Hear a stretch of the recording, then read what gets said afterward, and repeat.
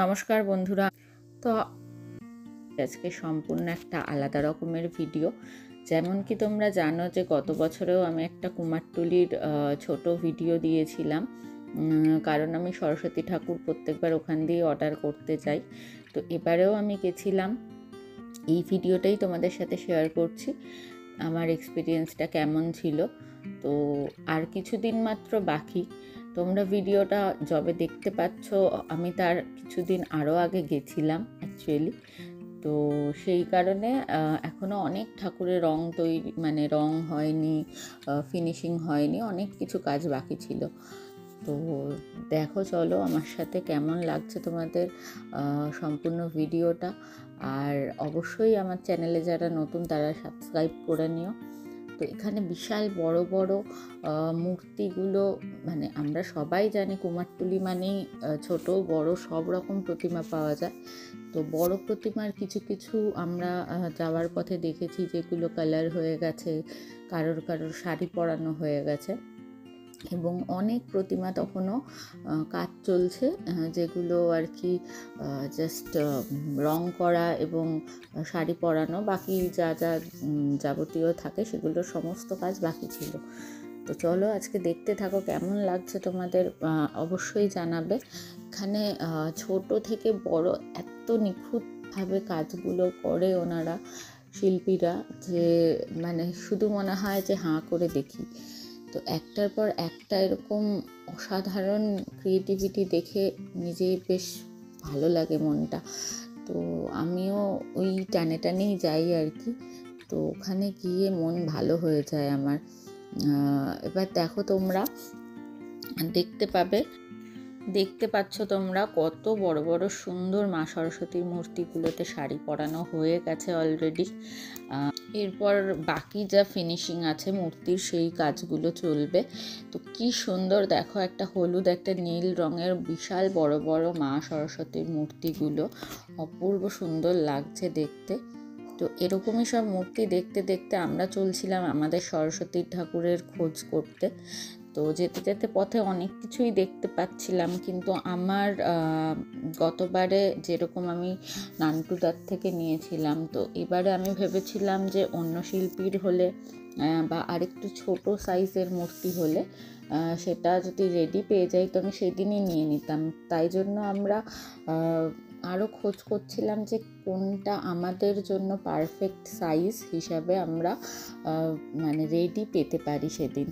তো যেহেতু আমি কিছুদিন আগে গেছিলাম, মানে তোমরা যবে ভিডিওটা দেখছো তারও কিছুদিন আগে, মানে পুজোর বেশ খানিক দিন, বলতে গেলে প্রায় 10 দিন আগে গেছিলাম।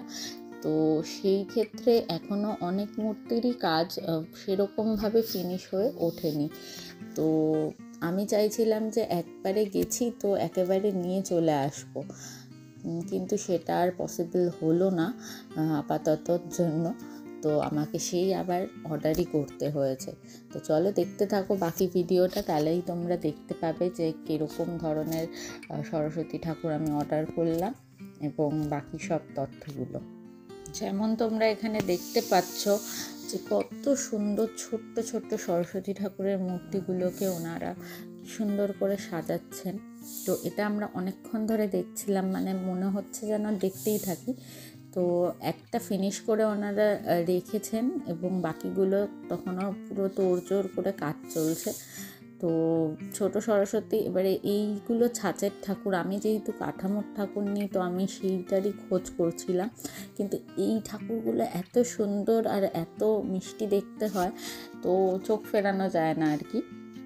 তোমরা যারা যারা এরকম ছোট্ট মিষ্টি সরস্বতী ঠাকুর খোঁজো, যে বাড়িতে হয়তো যেখানে মাকে প্রতিষ্ঠা করবে সেই স্পেসটা একটু কম, তো তার জন্য ছোট সাইজের দরকার, তারা কিন্তু অবশ্যই এখানে এসে তোমরা এই মূর্তিগুলো নিজের পছন্দ করে বাড়িতে নিয়ে যেতে পারো, কারণ এগুলো খুবই সুন্দর, খুবই কিউট দেখতে। আর দেখো কি সুন্দর সুন্দর যেরকম হলুদ সাদা বিভিন্ন রঙের শাড়ি পরানো ডিজাইন করে ওনারা বানাচ্ছে। খুব ভেতরে একটা কি সুন্দর সরস্বতী ঠাকুর তৈরি হয়েছে, যেটা পুরো উপরে পদ্ম চালি দিয়ে, মানে অনেকগুলো পদ্ম ফুল দিয়ে মাকে সাজানো হয়েছে, এবং এটা পুরো আর্টিস্টিক একটা লুক আর কি দেওয়া হয়েছে।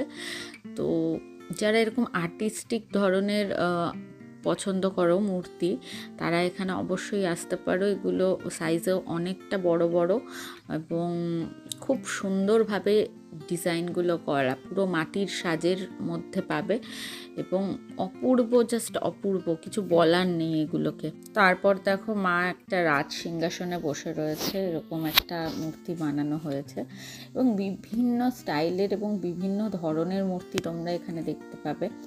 কোনোটা একটার থেকে একটা সম্পূর্ণ মানে আলাদা কনসেপ্টে, এরকম তুমি প্রত্যেকটা শিল্পীর ঘরে গেলে এক একটা নতুন কিছু দেখতে পাবে। তো হাঁটতে হাঁটতে আমরা আবার চলে যাচ্ছিলাম নেক্সট ডেস্টিনেশনে। তো আমরা দেখতে পেয়েছি একটা ছোট্ট আর কি, যেরকম সাইজ আমি খুঁজছিলাম সেরকমই একটা মূর্তি। তো ওটা দেখতে পেয়েই আমি সোজা ঢুকে পড়ি আর কি সেই ঘরটায়। কিন্তু দুঃখের বিষয় হচ্ছে যে সেইগুলো সবই অর্ডার হয়ে গেছিলো। তো ভেতরে ঢুকেও আমি অনেকগুলো মূর্তি হচ্ছিল, কিন্তু আমার যেটা পছন্দ হয়েছিল সেটা আর কি সব কটাই অর্ডার হয়ে গেছে। তো আমি ভাবলাম ঠিক আছে আর একটু ঘুরে দেখে নি তাহলে আরও কি পাওয়া যায়। এই যে বাইরে যে মূর্তিটা তোমরা দেখতে পাচ্ছ, ছোট্ট কি সুন্দর দেখো, আর একদম আমার সাইজ যেরকম আমি খুঁজছি সেরকমই একদম পারফেক্ট। কিন্তু এই মূর্তিটা আমার অনেকটা আগের বছরের মূর্তির স্টাইলে হলেও আমার এটা পছন্দ হয়েছিল, কিন্তু এটা তখন অ্যাভেলেবেল ছিল না। এরকম 5খানা মূর্তি ছিল যেটা অলরেডি সব কটা বুক হয়ে গেছিলো। তো এটাই আমি কথোপকথন করছিলাম ওই কাকুটার সাথে আর কি, যে আর কিছু পাওয়া যাবে কি না এরকম অর্ডার করলে। তো ওনারা বলছিল যে হ্যাঁ যেতেও পারে, তোমরা অর্ডার করে যেতে পারো। তারপরে টাকা পয়সা নানা রকম কথাবার্তা হয়ে আমি ভাবলাম যে না, আমার আজকেই নিতে হবে, আমি আরেকটু বরং ঘুরে দেখে আসি।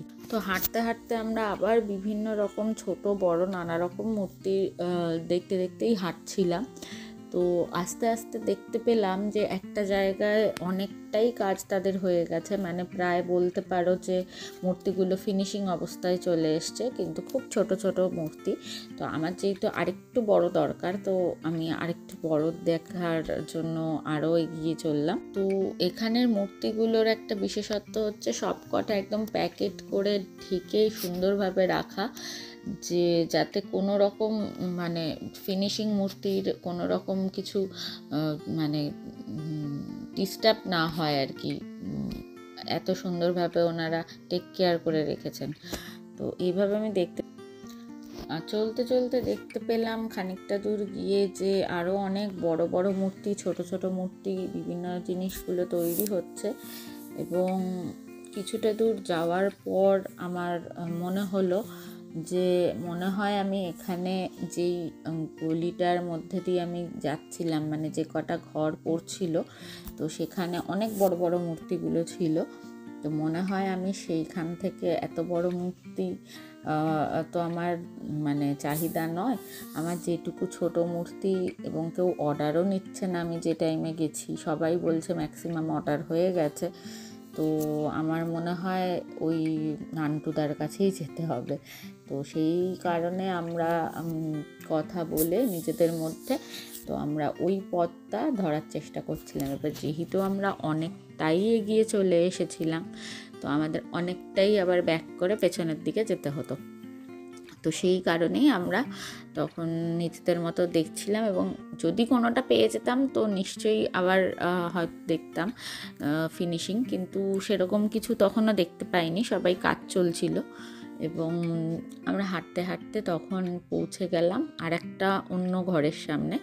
তো সেখানে দেখছি যে মূর্তিগুলোর মধ্যে তোমরা দেখতে পাবে যে অনেক মূর্তি ওদের শাড়ি পরানো, মানে মাটির মূর্তিগুলোর মাটিরই সাজ করা, কিন্তু সেগুলোতে তোমার রং করা হয়ে গেছে, খালি চক্ষুদানগুলো হয়নি তখনও পর্যন্ত, কিন্তু প্রতিমাগুলোর সবকটা শাড়ির কালার করা হয়ে গেছে। তো ওটাও আমি দেখছিলাম, ওটা যদিও আমার সাইজ একটু বড় হয়ে যাচ্ছিল, কিন্তু তাও আমি দেখছিলাম যে যদি ওনারা বলে যে হ্যাঁ আমি 1 ঘন্টা 2 ঘন্টার মধ্যে রেডি করে দিতে পারবো, কিন্তু বাই চান্সলি সেরকম কিছু আমাকে বলেনি তারা।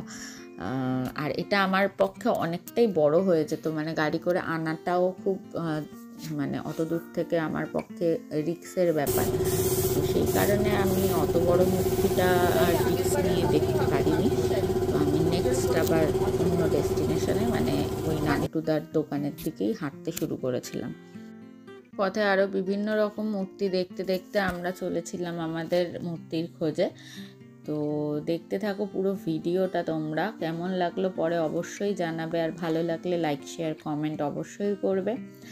এবং এই ভিডিওটা হচ্ছে পার্ট 1 ভিডিও। আমি পার্ট 2টা খুব তাড়াতাড়ি নিয়ে আসবো, যেখানে আমি কিরম ঠাকুর অর্ডার করেছি এবং তার সমস্ত ডিটেল থাকবে। তো তোমরা যদি সেই ভিডিওটা দেখতে চাও অবশ্যই কমেন্ট করো। আর কারা কোথা থেকে দেখছো আমার ভিডিও, কারা কীরকম আমাকে ভিডিওটা পছন্দ করছো জানাতে কিন্তু অবশ্যই ভুলো না।